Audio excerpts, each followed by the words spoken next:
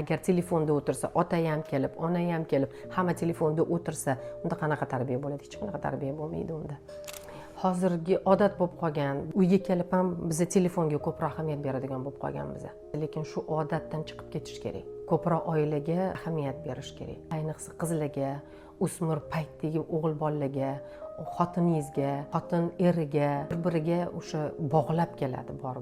Bizni bilmagan holda telefonga vaqt berib, bizni o'zimiz bilmagan holda ajralib qolyapmiz. Gap shunda, o'shaning uchun vaqt ajratish kerak oilaga. Prosta bu tarbiyaviyga o'tkazib qo'yish kerak odamlarniki. Bu meni oilamning vaqti. Xotini eriga, eri xotin farzandlariga, farzandiga bugungi nima kun o'tdi? Qanaqa vaqt o'tkazing bugungi kunda? Bugun maktabingda nima gap bo'ldi? Xotiniga kelib bugun nima kuning o'tdi? Yo sizni ko'chada qanaqa voqealar bo'lib o'tdi? degan narsa bir-biriga chambarchas bog'laydi. Chunki agar unda o'zi u bilan qiziqmasangiz, u borib boshqa joydan qidirib topadi o'sha e'tiborni.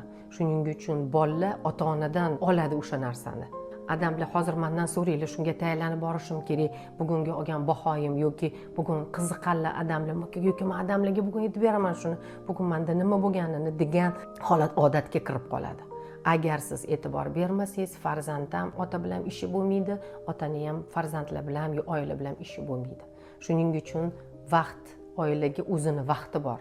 O'sha odatga kirib, farzandlarda ham bu narsa qoladi.